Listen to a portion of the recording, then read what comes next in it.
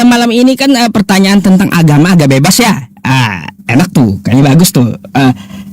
Gini aja, pemanasan dulu 5 menit. Saya mau bikin thumbnail, mau aktifkan YouTube juga gitu, oke? Boleh. Oke. Iya, selamat malam Pak Ustadz. Silakan. Ntar ya teman-teman ya, saya mau live YouTube Ya, dulu. kita saling mute aja ya. Ya oke. Ya sabar ya teman-teman semuanya. Ini pemanasan dulu buat tap layar juga, terus ya buat sediain data. Bentar saya mau buka YouTube dulu. Bentar.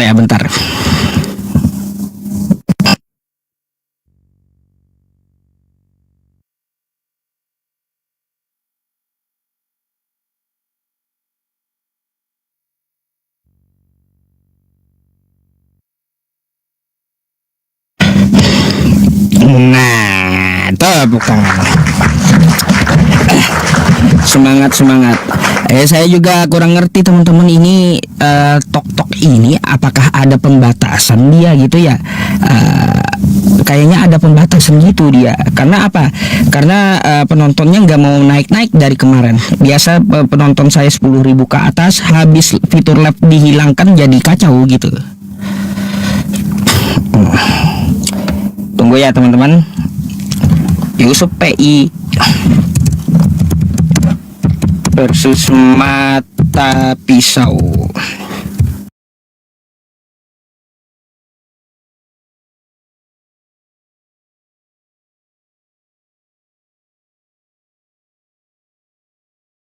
Pokat.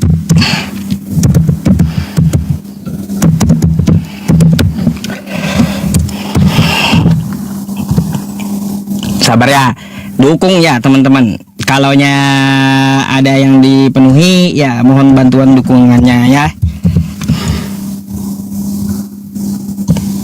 Saya ubah dulu nih. Sabar ya, 5 menit kita istirahat ya sambil tap layar. Ini yang punya penyewaan PS siapa itu? Ngomong apa ibu itu? Siapa yang sewain PS? Hah? Waduh, ibu. Robert Lele sudah live ya. Oh.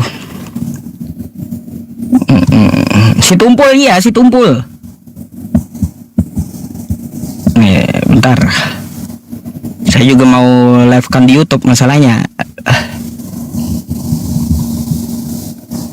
Tidak ada. Oke, udah simpan. Oke. Mulai. Oke ya. Assalamualaikum warahmatullahi wabarakatuh kawan-kawan yang di YouTube ya. Malam ini ya kawan-kawan yang di Tok juga kita mempunyai janji debat dengan seorang penghujat gitu ya.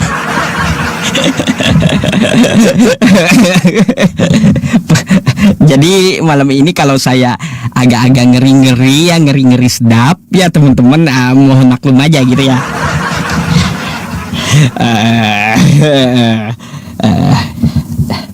Aduh. Oke.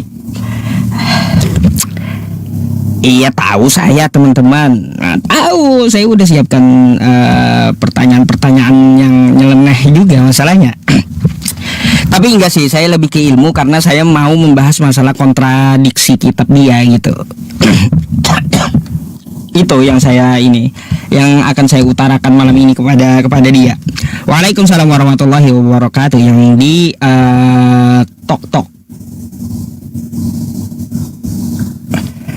Nggak perlu di pengaturan lab TikTok nonaktifkan usia 18 tahun ke atas. Hah? Sabar.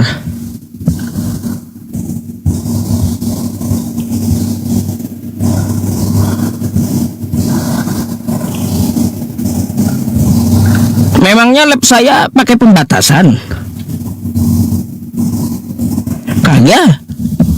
Lab saya nggak pakai pembatasan. Enggak. Pengaturan bentar ya teman-teman. acara aktivitas tentang saya, pengaturan.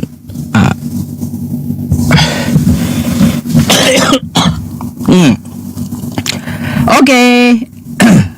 Belum debat sudah tegang dia. Iya, betul juga sih. Belum debat sudah tegang ya.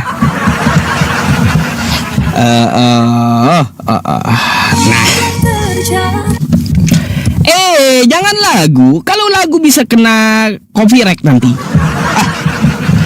Iya. Silakan ente duluan lah. Ya. Opening kagak nyebrang, closing kagak nyebrang. Berarti saya buka dan langsung tutup nanti ya. Untuk pembukaan saya dan nanti juga penutupan saya ya.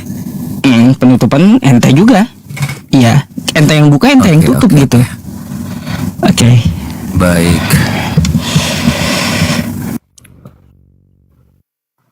Oke ya, shalom buat teman-teman semua yang udah bergabung dan teman-teman semua juga yang udah hadir di sini ya, yang bersama-sama di room ini. Shalom, ketemu lagi kita dalam kasih karunia Tuhan Yesus Kristus. Hari ini kita akan berdebat dengan teman kita dari Muslim yaitu Yusuf PI ya, dan kita setelah menyetujui sama-sama di diskusi malam hari ini tuh dengan teman kita ini judulnya tentang ajaran ya, ajaran agama. Nah, kalau kita lihat, kita langsung aja ya, di dalam ajaran agama Kristen itu jelas ya, kami orang Kristen mempunyai ajaran yaitu ajaran kasih ya. Kenapa Kristen itu diajarkan untuk mengasihi? Karena memang secara sejarah dulu ya, sebelumnya kita Kristen itu percaya bahwa Yesus Kristus itu adalah Tuhan dan Juru Selamat. Dan pengajaran Kristen itu secara de facto ya, dalam kitab sejarah bangsa Israel. Dan kita juga percaya bahwa dalam Alkitab kami itu terdapat dalam perjanjian, ada Alkitab itu terdapat ada perjanjian lama dan perjanjian baru ya. Nah, setelah perjanjian baru dan ada perjanjian lama dan perjanjian baru ini, perjanjian lama ini mengisahkan tentang sejarah bangsa Israel dan kita itu tidak pernah terlepas dari bangsa Israel, ya. Dan apa yang terjadi dalam perjanjian lama itu merupakan sejarah bangsa Israel dan itu juga merupakan nubuatan, ya, dari para nabi, ya. Sedangkan di perjanjian baru itu adalah tentang yang namanya penggenapan terhadap apa yang dikatakan oleh para nabi di perjanjian lama. Ya, makanya kita sebagai orang Kristen percaya dengan kasih yang nyata itu karena Allah itu kasih. Ya, selalu Kristen itu dengan kasih.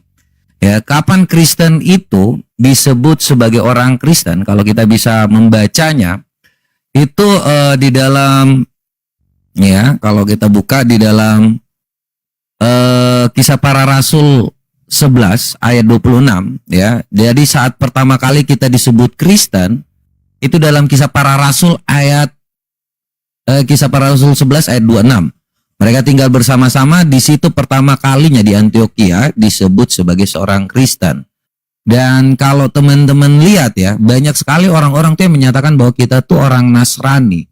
Sedangkan ini saya pertegas ya hari ini ya teman-teman semua, bahwa Nasrani dan kekristenan itu berbeda ya. Nasrani itu di dalam kalau di sini Kisah Para Rasul 24 ayat 5, jadi di sini ini berbeda, ada Nasrani, ada kekristenan.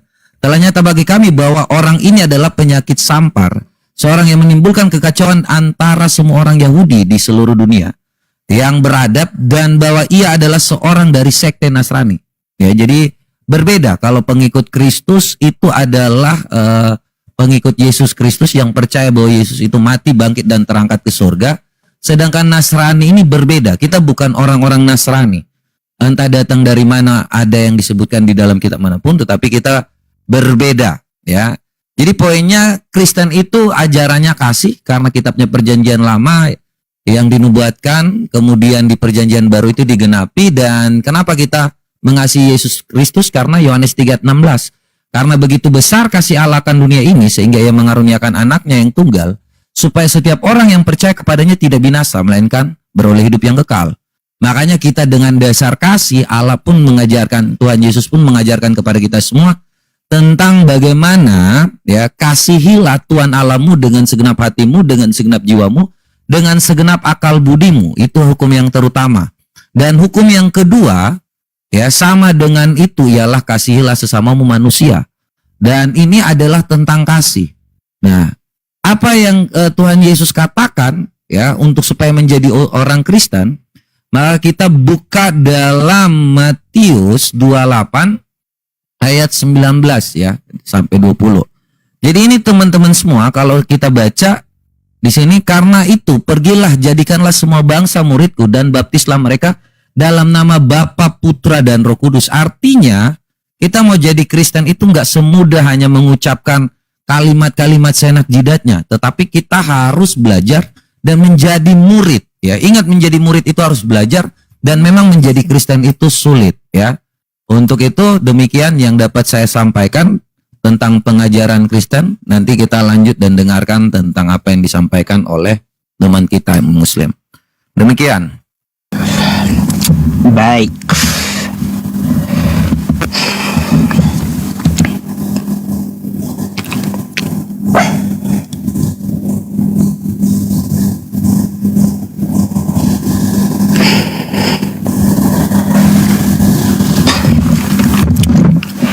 Agak berisik Oke. kamu Pak Ustadz. Hah? Noise itu. Agak-agak sedikit berisik. Silakan. Oke. Teman-teman semuanya, Assalamualaikum warahmatullahi wabarakatuh. Ya, pada malam hari ini kita ada mempunyai kesempatan untuk berdiskusi dengan kawan Kristen kita ya, yang mana kita membahas tentang masalah ajaran malam hari ini. Ya teman-teman semuanya, berkaitan tentang masalah ajaran di dalam agama Islam itu banyak ya teman-teman. Bukan cuma satu materi, tapi banyak. Contoh ya seperti di dalam Quran kita, Allah Maha Pengasih, ajarannya kasih. Terus juga Allah Maha Penyayang, Allah Maha Penyayang, ajarannya penyayang. Terus juga belum yang lainnya, Allah Maha Adil. Ya, maka Tuhan bersifat adil.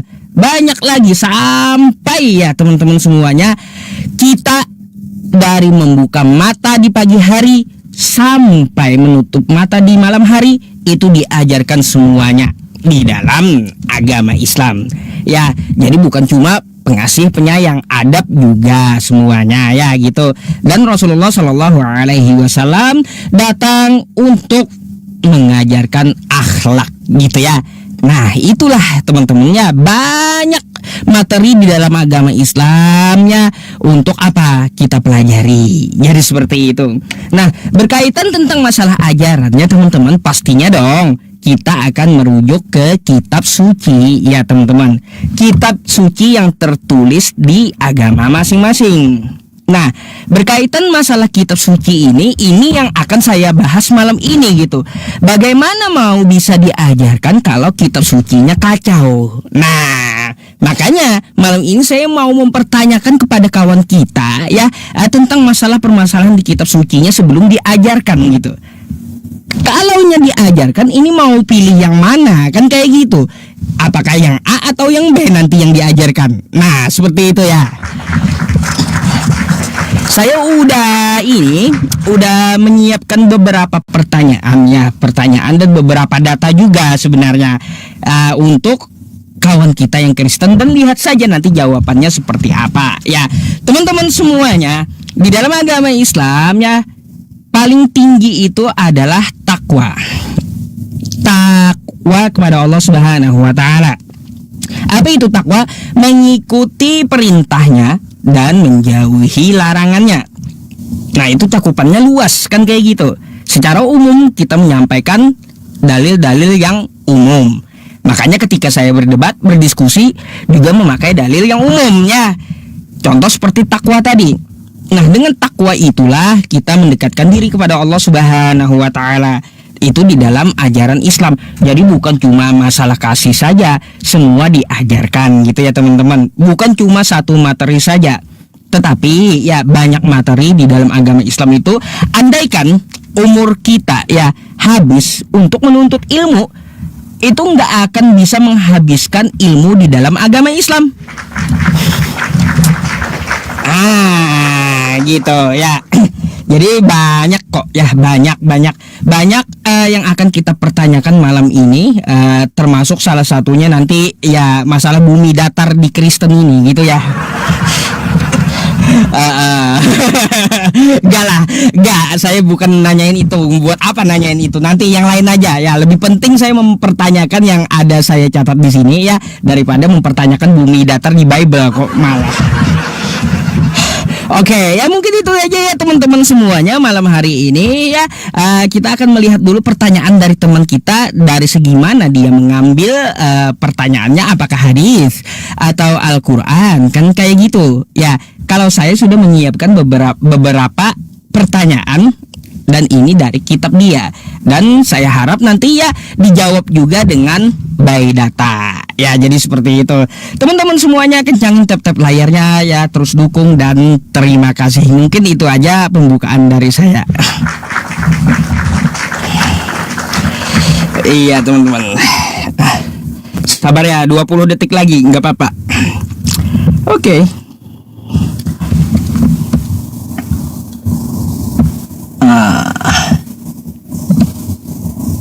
Sip.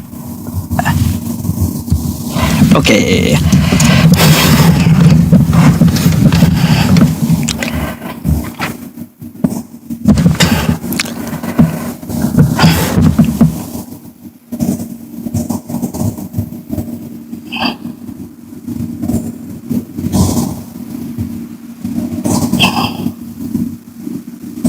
Sabar. Baik ya. Belum apa-apa udah main bumi datar aja ini. Ya, kita telah mendengar ya tentang apa yang dikatakan teman kita ya terkait dengan keislaman. Ya, saya berharap ya jangan disama-samakan. Diingat dulu Pak Ustadz supaya kita jangan kedengar. ini. Ya. Jadi kalau mau tanya tentang bumi datar pun ya kita pasti akan menjawab bahwa bumi itu bulat. Dalilnya ada kok ya. Jadi jangan bilang bahwa bumi itu datar juga Pak Ustadz ya. Saya berharap ya tanggapan-tanggapan yang receh kayak gitu, kita dengan kekristenan ini sesuai dengan fakta sejarah yang ada ya, bahwa di dalam Alkitab itu dikatakan bulatan bumi. Ya bumi itu nggak pernah datar, dan kalau kami sebagai seorang Kristen ya kami percaya bahwa bumi itu bulat ya, nggak pernah ada, karena Tuhan kami itu melihat jauh lebih luas ya, jauh. Jadi bukan tentang yang namanya apa yang dilihat manusia itu memang datar ya. Kalau kita melihat apa yang disampaikan oleh Pak Yusuf PI ini, Pak Ustadz ini, saya kira juga ya karena memang Tuhannya hanya sebatas kelihatan di depan mata aja, apa yang dilihat makanya disebut bumi datar gitu ya. Jadi kita juga nggak mau disama-samakan. Masa ente yang menyebut tentang bumi datar ya, terus kita juga harus ngikut-ngikut gitu. Kan itu suatu hal yang tidak masuk akal itu. Kadang-kadang menjadikan lelucon aja ya. Jadi kalau memang ada juga yang menjadi ragu tentang apa yang disampaikan oleh Pak Ustadz Yusuf P. ini, bahwa dia kurang yakin kalau Pak Ustadz ini adalah seorang ustadz karena menyampaikan bahwa bumi itu datar ya. Jadi tolong jangan disama-samakan dengan kekristenan, karena sejak awal orang Kristen itu percaya diri dengan kitab kami. Dan kami selalu menjawab pertanyaan itu dengan kitab kami. Ya, jadi kalau di luar pertanyaan dari kitab kami, ya kami tidak punya hal tendensius untuk mencari yang namanya menjawab sebuah framing. Dan orang Kristen itu kami tertata ya. Kami nggak butuh kitab lain untuk membenarkan kitab kami, karena kami percaya bahwa apa yang ada dalam kitab kami itulah sumber dari kebenaran. Ya, dan kebenaran itu harus absolut. Makanya tidak ada bertentangan dengan sejarah manapun, dan kita sejalan dengan bangsa Israel ya, sebagai yang namanya kalau dibilang itu kedatangan Tuhan Yesus dari mana, kita sejalan, dan tidak ada yang pernah bertentangan dengan bangsa Israel ya. Hanya bangsa Israel itu mereka tidak menyembah yang namanya Tuhan Yesus, mereka tidak, tapi suatu saat nanti mereka semua lidah akan mengaku bahwa Yesus Kristus adalah Tuhan dan Juru Selamat. Ya, jadi untuk saat ini bangsa Israel itu masih setiap hari di tembok ratapan, teman-teman, bersujud di tembok ratapan untuk minta-minta supaya Mesias itu datang. Ya, karena mereka tidak menginginkan yang namanya Mesias yang mengajarkan kasih. Ya. Jadi kalau kita sejalan, ya, secara fakta sejarah kita sejalan dengan bangsa Israel. Bangsa Israel pun mengakui bahwa Yesus itu mati, bangkit dan terangkat ke sorga. Sampai hari ini kalau kita pergi ke sana ke bangsa Israel, mereka mengakui ya apa yang terjadi pada saat itu sesuai dengan fakta sejarah yang ada. Jadi mereka mengakui bahwa ada orang bernama Yesus Kristus, dia pernah mati, bangkit dan terangkat ke sorga. Ya, jadi tidak pernah ada yang bertentangan dengan fakta sejarah. Ya, kalau kita lihat di dalam perbedaan di antara keislaman. Nah, keislaman ini tidak mempunyai dasar sejarah yang baik. Ya, mereka menyebut bahwa ada yang namanya Ibrahim, itu adalah Abraham. Nah, dan kita nggak pernah tahu nih, secara fakta sejarah pun Abraham nggak pernah pergi ke yang namanya Arab atau tanah Arab ini. Ya, ini hanya sebutan-sebutan aja. Dan kita nggak pernah tahu kalau seandainya Ibrahim itu atau yang disamakan dengan Abraham di dalam Alkitab itu sama. Baru hari ini kita ternyata terungkap bahwa apa yang ada di dalam keislaman itu Ibrahim dengan latar belakang yang kacau. Ya, makanya ini yang menjadi pertanyaan saya. Di dalam keislaman ini kan kebanyakan orang tuh minta untuk sunat. Nah, saya ingin tahu apakah Muhammad pernah mengucapkan keluar dari mulutnya, ya ini tentang banyak sekali ajaran-ajaran, tetapi Muhammad tidak pernah mengucapkan untuk yang namanya dikatakan bahwa dirinya sunat. Bisa tidak Pak Ustadz menyampaikan bahwa Muhammad itu disunat? Ya, ini tentang sunat ya. Jadi teman-teman semua, bisa ada tidak dalil yang menyatakan bahwa Muhammad itu disunat? Ya, silakan. Baik.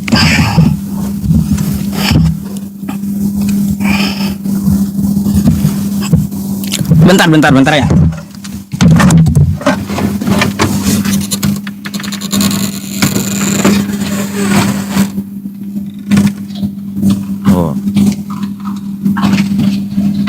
Ya, thank you buat teman-teman semua yang udah memberi. Tuhan Yesus berkati selalu ya. Tetap support, tetap layarnya teman-teman semua.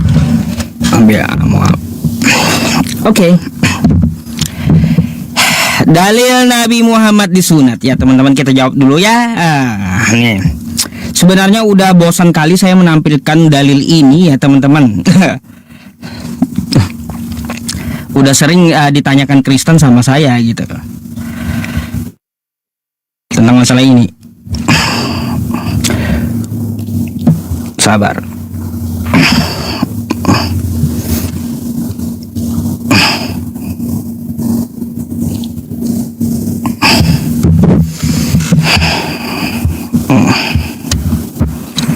Oke, ini ya teman-teman, saya akan menampilkan sebuah dalil ya yang berbunyi seperti apa nih. Sabar ya, saya cari dulu dalilnya. Nih.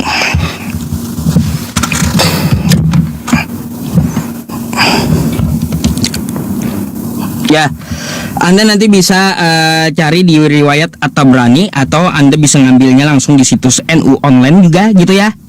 Ya, apa bunyinya? Min karomati 'ala Allah an wulidtu makhtunan walam yaro ahadun sawati. Maksudnya apa? Termasuk bagian kemuliaan dari Allah yang dianugerahkan kepadaku ya adalah aku dilahirkan dalam telah keadaan berkhitan dan tidak seorang pun pernah melihat auratku. Hadis riwayat At-Tabrani. Oke? Jadi Nabi Muhammad itu sunat. Terus juga ya, tidak ada dari istri beliau yang banyak mengatakan Nabi Muhammad kagak sunat. Nah, nggak ada juga ya. Ya kayak gitu, nggak ada dari istri-istri beliau mengatakan Nabi Muhammad tidak sunat. Ya pasti ya karena sesuai perintah Allah Subhanahu wa taala di dalam Quran surah An-Nahl ayat 123, "Tsumma awhayna ilaika an tattabi' millata Ibrahim hanifa wa ma kana minal musyrikin." Ya teman-teman. Oke, ya itu dalil Nabi Muhammad Sunnah mudah kali itu ya dijawab. Oke. Terus ya teman-teman berkaitan tentang masalah bumi datar ya. Bumi datar itu ya teman-teman sebenarnya ya itu kita kemarin sedang menyindir kawan-kawan kita yang Kristen ya. Kawan-kawan kita penganut bumi datar ya. Itu yang saya sindir tapi sayangnya dipotong gitu ya. Gimana saya mengatakan bumi itu datar oleh Bible? Makanya tuh ya teman-temannya sampai saya menyindir, jika bumi itu bulat maka air laut akan tumpah. Gimana caranya biar kagak tumpah? Datar aja seperti yang dikatakan di Bible gitu ya. Deh ya. Tuh ya teman-teman, di sini bumi punya 4 penjuru. Penjuru bumi, penjuru itu apa?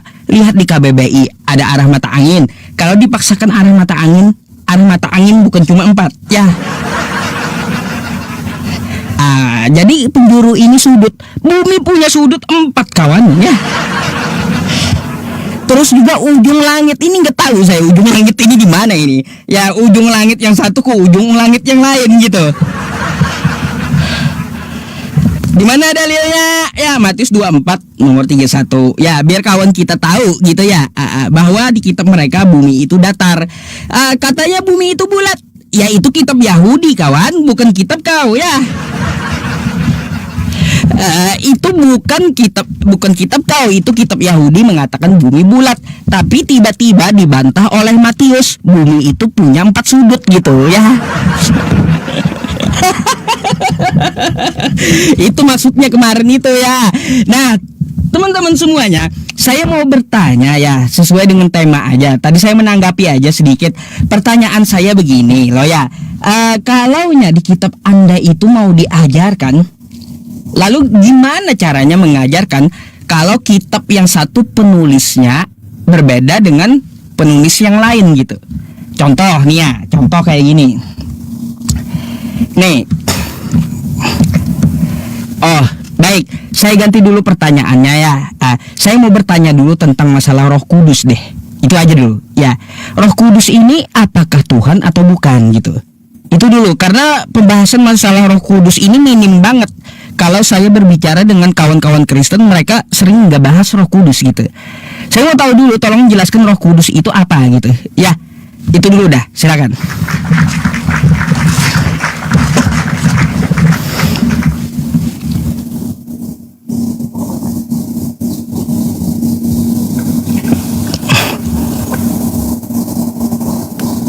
Oh, jadi ini klarifikasi ya. Terkait dengan pernyataan bumi datar hari ini diklarifikasi. Ya, jadi kalau tentang yang namanya jadi kalau tentang klarifikasi hari ini sudah membantah lagi ya, padahal terkait hal itu tuh dia pernah mengatakannya sendiri. Jadi udah keluar dari mulutnya sendiri, hari ini dibantah. Ya, tapi kita jawab dulu dengan yang namanya Roh Kudus ya. Apakah itu adalah Tuhan? Nah, kita jawab di dalam Yohanes 4 ayat 26, tetapi 14 ayat 26 ya. Tetapi penghibur yaitu Roh Kudus yang akan diutus oleh Bapa dalam namaku, dialah yang akan mengajarkan segala sesuatu kepadamu dan akan mengingatkan kamu ya semua yang telah kukatakan kepadamu. Jadi Roh Kudus ini sebagai penuntun ya, sebagai pembimbing ya, berfungsinya memang sebagai penolong. Ya, kalau kita tahu bahwa apa yang diajarkan oleh Roh Kudus ya, ketika kita telah dibaptis dan kita telah dimateraikan, kemudian ada Roh Kudus yang menuntun kita jangan pernah sampai menghujat yang namanya Roh Kudus ya, karena itu sudah ada suatu hal yang namanya bimbingan. Ketika kita tahu kemudian kita menghujat Roh Kudus itu, maka dasarnya tidak akan dapat tobat lagi, nggak akan diberi ampun. Sama seperti Yahya Waloni, ya, kemudian ada si Agustan, ya. Kalau teman-teman lihat, mereka itu dari kekristenan, kemudian mereka pindah, kemudian mereka menghujat Roh Kudus. Apalagi mereka tuh sudah tahu ya tentang hal-hal seperti itu. Nah, hal-hal ini yang memang diajarkan di dalam Kristen. Jadi jangan pernah ketika Anda sudah diajarkan yang baik, ya, sebagai penuntun, Roh Kudus itu sebagai penuntun. Jadi dalam kekristenan itu Allah Bapa itu sebagai tujuan, Yesus sebagai jalan, dan Roh Kudus itu sebagai penuntun. Ya, ketika ada orang yang mendriver kita, ya, ketika waktu dia mengajarkan kita, masa kita mau melawan dia? Ya, apa yang ada? Ternyata kalau seandainya kita mau berseberangan dengan orang yang ada yang mengajarkan kepada kita, yang menjadi driver kita, tentu kita tidak akan selamat. Karena dia yang mengetahui, dia yang menuntun ke jalan yang benar.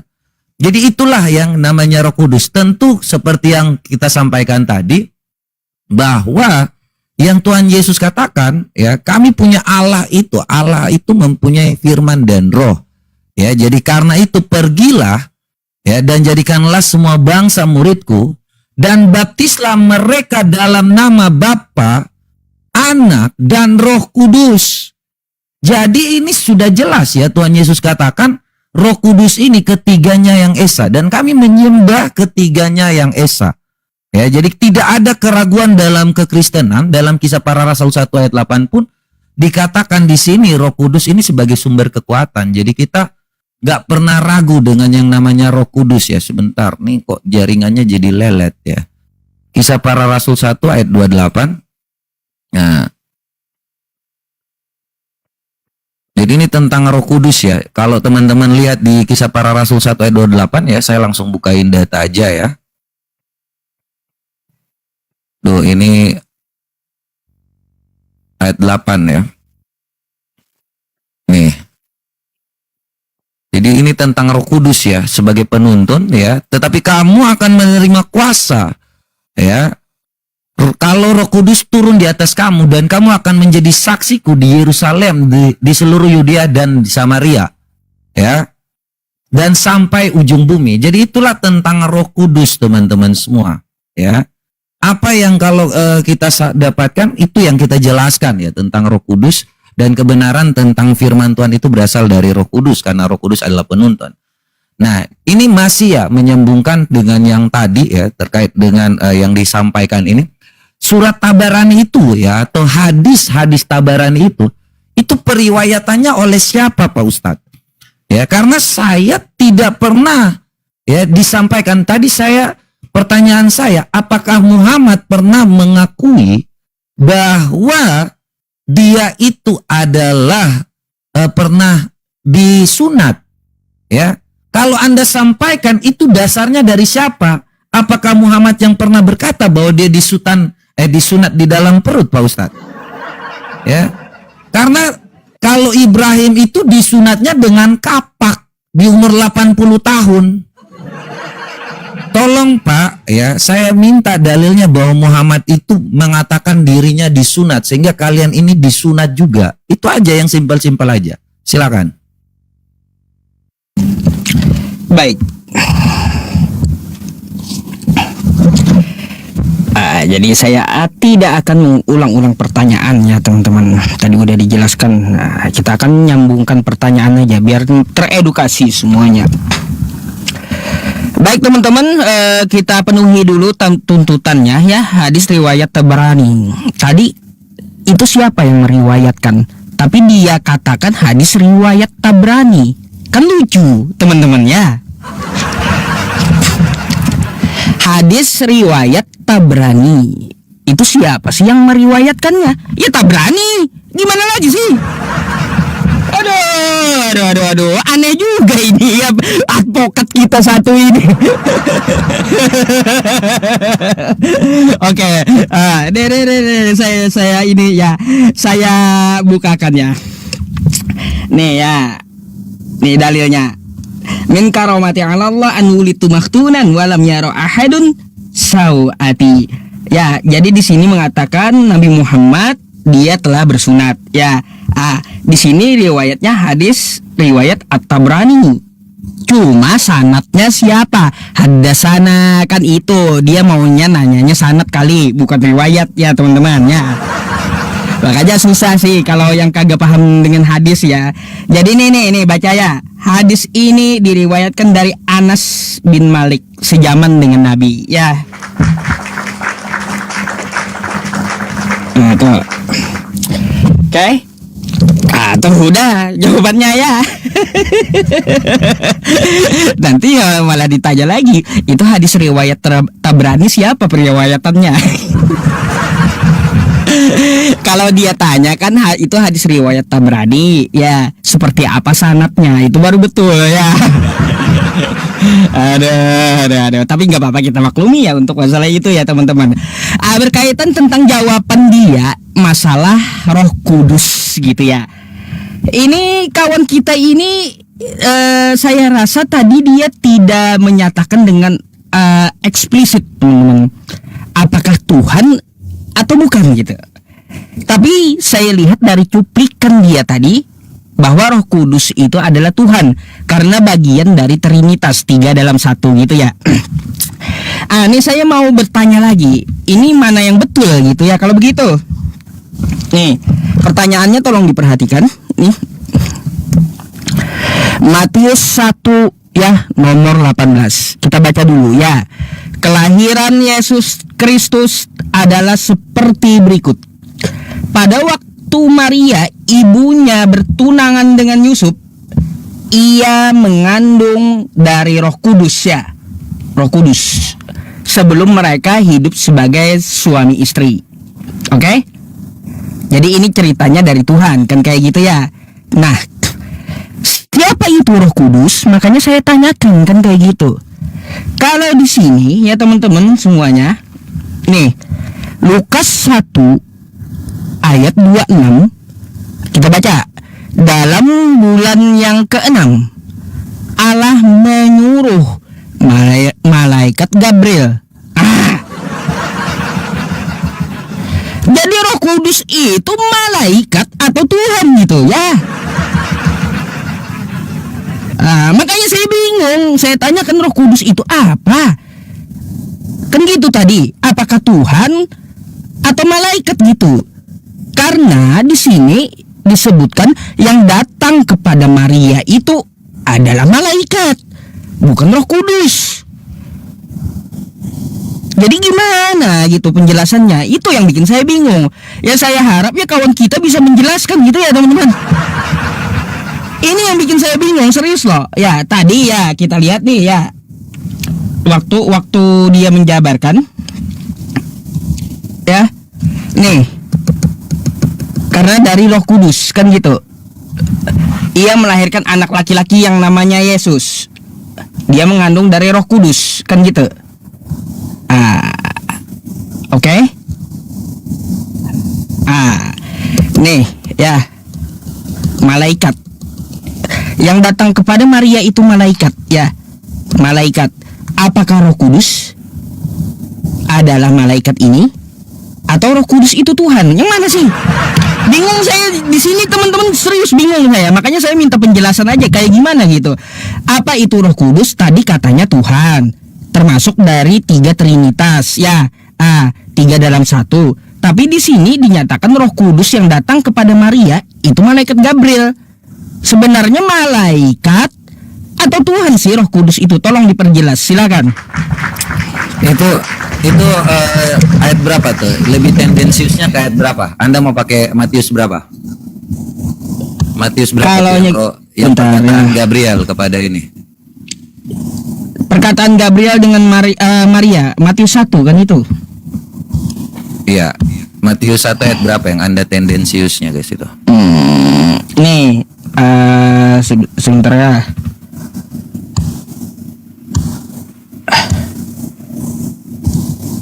Hilang datanya, bentar. Maria mengandung dari Roh Kudus, bentar.